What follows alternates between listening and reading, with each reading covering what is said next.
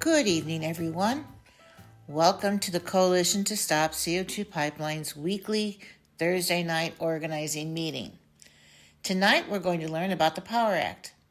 This is a bill that, if it's passed by the General Assembly, will regulate hyperscale data centers here in our state. Scott Allen of the Citizens Utility Board and Samira Hanassian of the Illinois Environmental Council will walk us through the highlights of the bill. Both are with the Illinois Clean Jobs Coalition, the driving force behind what I think is a groundbreaking bill. Scott, why don't you tell us why it matters that these unregulated data centers are making their way into Illinois? I'm sure everybody is aware that data centers are really messing things up in a lot of ways. The first and most obvious way, at least from a Cub perspective, is we're concerned about already increasing utility rates. And now we have this new threat that we face. And you can see from this map that it's not just Illinois, it's elsewhere in the Midwest. And our grid, we are all part of this grid down here and where I am, and Pam, and all of us in Central Illinois are all part of this grid that kind of takes up this region. And then Chicago and Northern Illinois are part of this region. So we're all connected. So it doesn't matter where a data center lands so much. If it lands on our grid, it's going to affect us. And that is exactly what has been happening.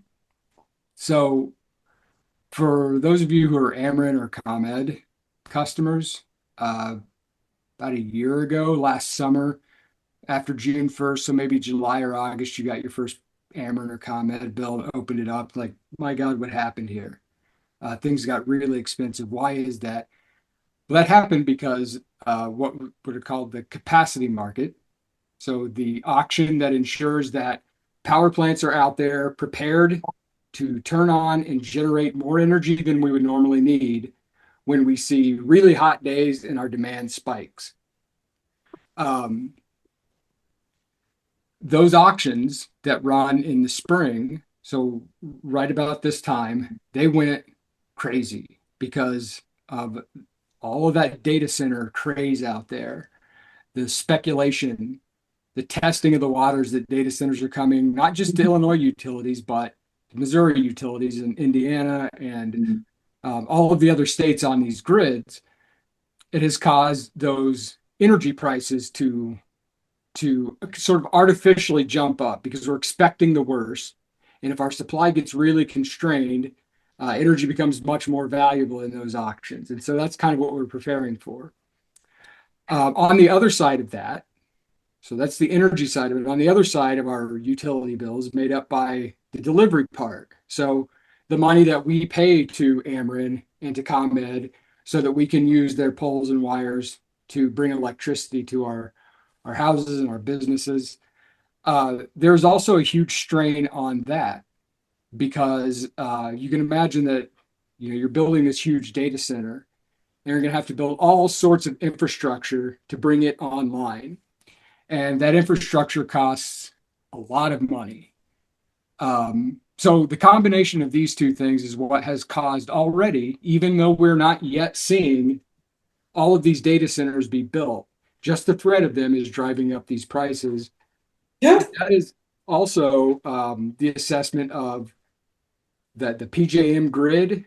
They run these auctions and they make sure that they make sure that there's enough electricity on the grid. Well, there's an independent entity that watches over the PJM auctions, and they monitor, they analyze, they report. But they're independent of the grid operator, and they have attributed data centers as largely the reason that we're seeing these electricity markets go crazy. So that's sort of one issue that we're having to deal with here. And then Samir is going to talk about some of the other issues that come along with this. Yeah, thanks, Scott. Um, so ICJC has spent well over a year plus, identifying these issues and better understanding what we need to do here in Illinois specifically. Well, what we have the ability to do in terms of jurisdiction, as well as what we can do to address the influx of data centers, especially given the general political lay of the land. We're in a state where our governor's been very clear that data centers are welcome to deploy here. And they have already existed, as Scott showed in an earlier slide on the map. But we really are in this place of an intense influx at one given time where our grid cannot handle that added demand. And so really one of the major energy concerns that we've identified through modeling, through analyses, most recently, the Union of Concerned Scientists published a report that really echoes the sentiment that data center load growth not only results in Illinois failing to meet CEJA's goals, but also resulting in very dramatic pollution control issues, particularly from continued use from coal plants. If we don't rein in like diesel backup generation use, and also ensure that we are sticking to our clean energy goals as a state, and that our fossil fuel plants are not provided any leniency to stay active in order for data centers and the rest of the state to be able to meet the energy demand.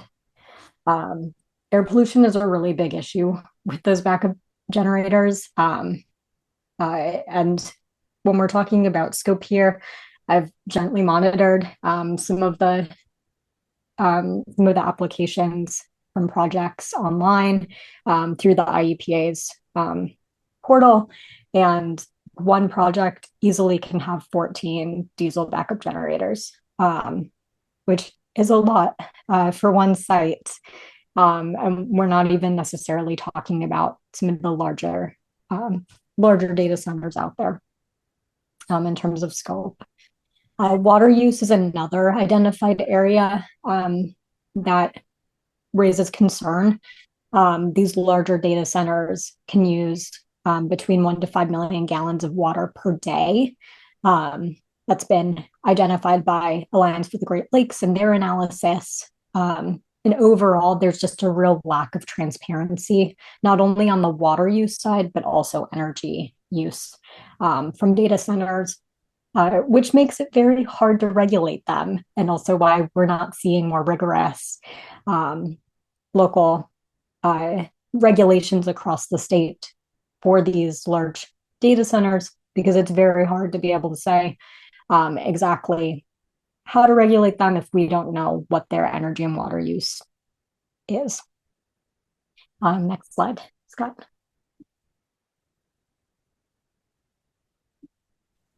Great. So with that said, we've identified a series of solutions in classic environmental coalition spirit. We don't like to present the issues without saying, and here's what we can do about it. So again, I know that y'all have been tracking the Power Act, and this is the part of the presentation where we'll really be able to dig into the solutions, the policy measures within the bill. So our lead sponsors include Leader Gable on the House side and Senator Bilavalam on the Senate side. We're very happy to have both of those leaders at the helm. We have identified 3 key buckets for this policy, or for this bill. So we're looking at energy. We're looking to ensure that we're establishing policies that protect our CEJA goals and ensure that data centers and not Illinois consumers or ratepayers shoulder the costs for data centers, energy or water use. On the community side, we want to establish critical protections to ensure frontline communities are meaningfully protected, supported, and engaged in local permitting and approval processes. And then on the waterfront, critical that we establish transparent reporting and sustainable water use requirements to ensure that our water resources here in Illinois and that our consumers / ratepayers are protected. Next slide, please. And Scott, I'll pass it to you to talk about the energy provisions more in more detail.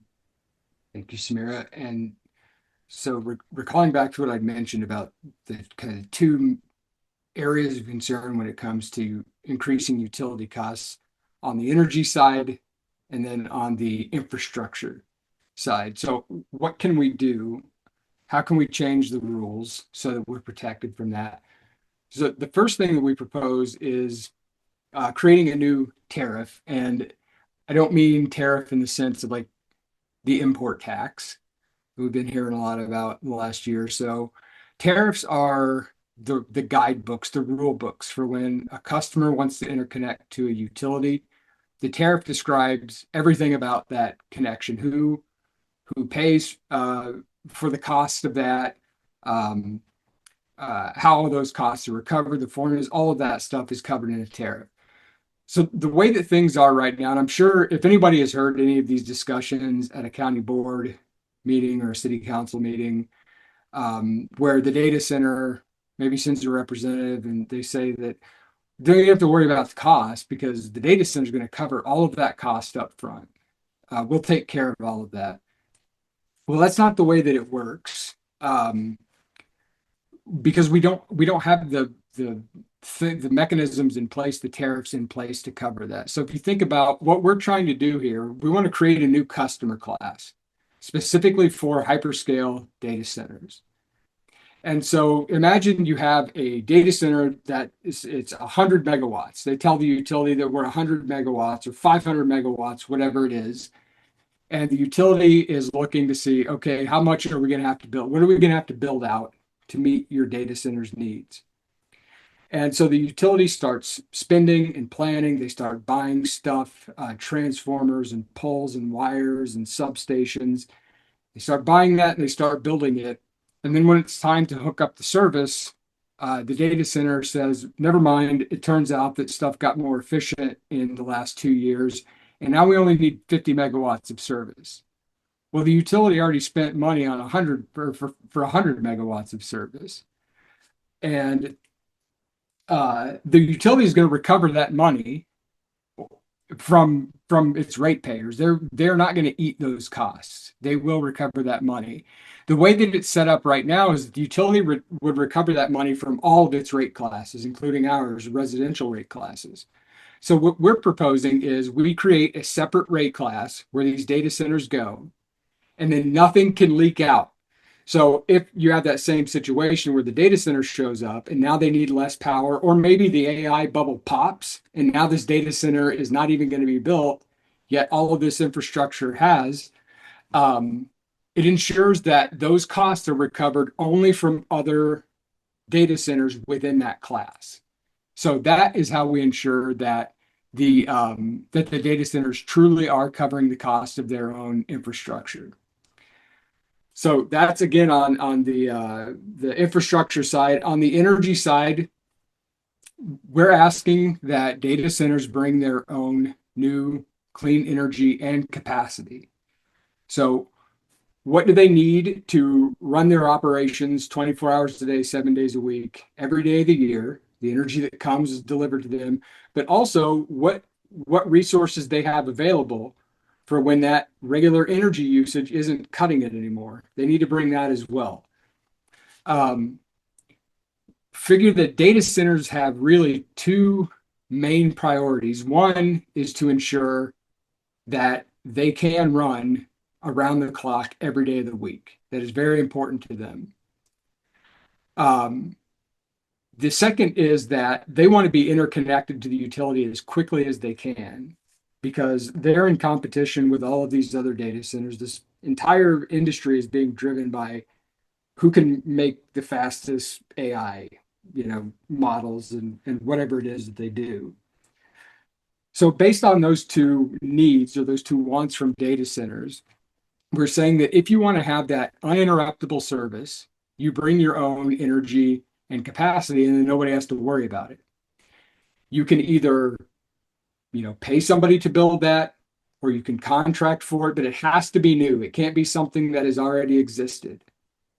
And if they were to bring, say, 60% of what they require, then they can be assured that they could only be interrupted for 40% of their service, if that makes any sense. So if we get into a situation where we truly are dealing with a serious grid crisis and MISO or PJM, the grid operators, have to start curtailing loads, they will curtail the data center's load too, unless they are responsible for their own generation and capacity. That's the only way they can assure that. That's also an incentive for them. If they bring their own clean energy, they are allowed to cut in front of the line. So when a utility looks at how many data centers are in our queue asking for interconnection, it could potentially take years to get around to the person who's bottom on that list. So if you want to get to the front of that line or closer to the front of that line, you have to demonstrate to the Commerce Commission that you have a plan to bring at least some of your own energy and capacity. And if you don't bring that, you get put further back in the line and you risk getting shut off if rolling blackouts happen, say. So those are the two enticements. Now, this is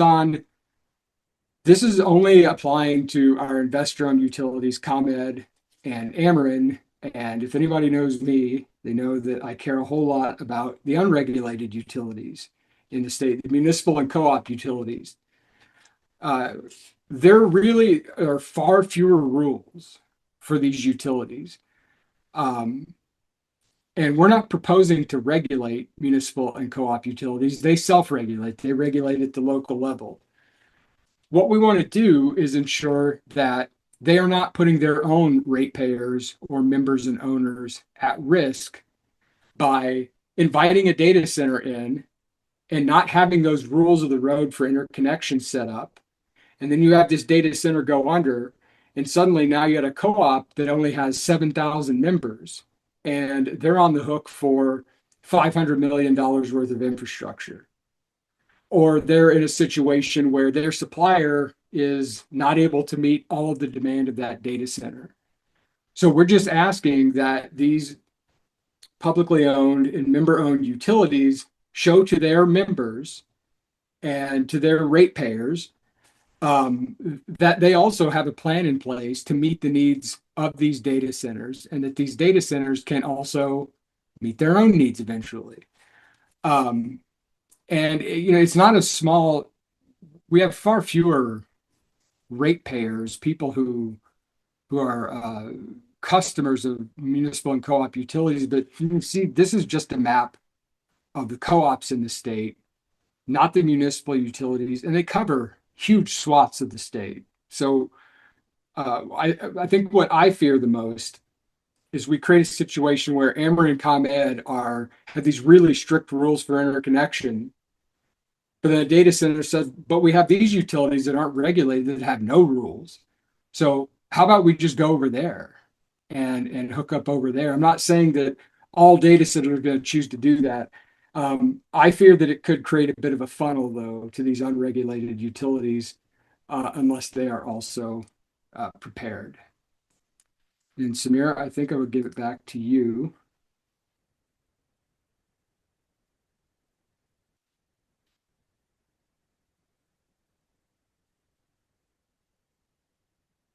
Oh, you're muted, Samira. Novice mistake. Thank you. So Scott just talked about the energy side. I want to talk about the community engagement and protections that we have built into the bill. First and foremost, as Scott had mentioned about data centers feeling the need that they need to operate 24/7, it's really important that we close data centers 24-hour free pass for backup generation, and only run their backup generators in emergency situations.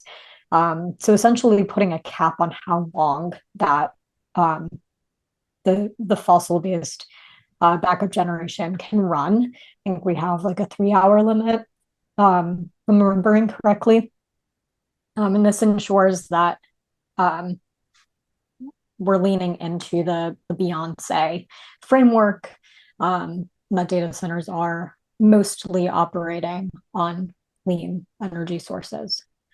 Another component here is ensuring that new data centers applying to get project approvals, developers with data center projects seeking approvals would need to either pass a cumulative impacts assessment if they're looking to stand up shop in an environmental justice community across the state. That would be assessed by the Illinois EPA. And essentially if a CIA, so cumulative impact assessment, would need to demonstrate that a data center moving into an environmental justice community would essentially do no harm, and not further exacerbate pollution burdens in that area if it were to set up shop. So either have a CIA or must be more than 3 miles outside of a community, environmental justice community. So those are the options. And then we've been talking a little bit about the need for transparency. So there is a piece around transparent public engagement and community benefits. And this is ensuring that local community where a data center, where a developer is interested in standing up a data center, would need to engage a community through their process, their approval process. And that would include a community benefits agreement without NDAs, without non-disclosure agreements. It would also ensure that a community is given public notice alongside any permit applications for a project. So this does a few things. One, ensures that local residents in a community where a data center is being proposed are not finding out about it in the news randomly, but that they're properly notified that a permit has been filed, an application for a permit has been filed. It also ensures that the developer is not engaging in non-disclosure agreements. So we want to make sure that there is transparency around any deals that they're making, as well as CBAs. And a community benefit agreement is not super clearly defined within the Power Act itself, because any CBA will be designed at the local level. So really leaving it up to municipalities, local villages, and the community itself to determine what a strong CBA would look like for them. And finally, establishing a hyperscale data center public benefits and affordability fund. So all data centers would need to pay annually into a restricted fund to support low-income bill assistance and home weatherization programs, as well as environmental justice grants. So essentially having data centers pay into LIHEAP and other energy efficiency programs.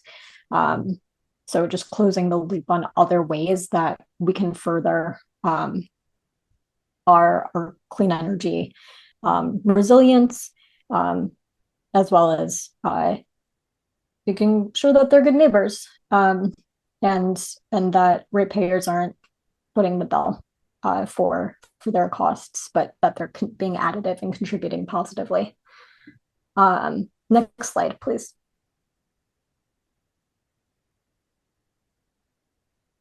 Okay, so the final bucket here, we made it to water. And this one is really interesting.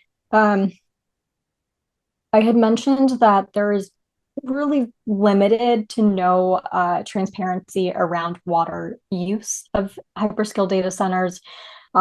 This has been a very challenging area to try to develop policy around, but I think our team of experts and partners have done a really great job of finding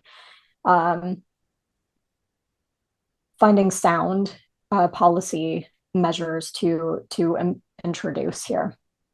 So really at the heart of all of this is ensuring that we are creating transparency and reporting by data centers so that we can know in the future how to better regulate them.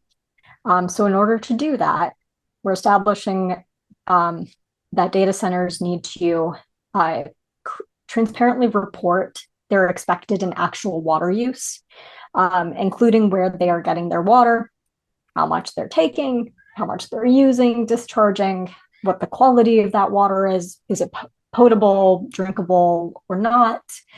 Is it gray water?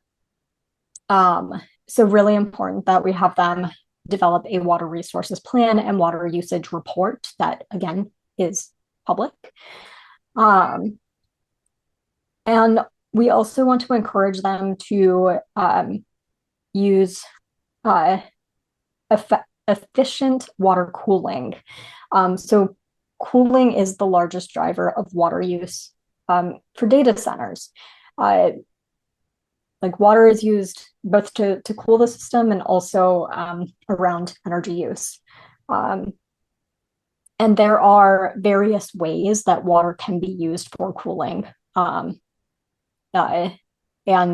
so in the bill, we would require a cooling water alternative assessment to identify cooling alternatives that are at least as efficient as closed loop cooling, which means that it's a closed loop system. Water isn't just getting pulled into the system and then expelled in one sweep, but it's reused and circulated. And that's been determined to be the most effective so far water cooling method for data centers. So we are trying to use that as a baseline for efficiency. We also want to see a water impact report and dashboard. So the Illinois State Water Survey uses the data centers, would use a data centers plan, that water resources plan mentioned above, to model and report on the anticipated impacts of shared water resources. So we don't only want transparency around water use, but we also want to ensure that that information is going somewhere and being translated effectively so that they can actually, their water use can actually be addressed and further regulated.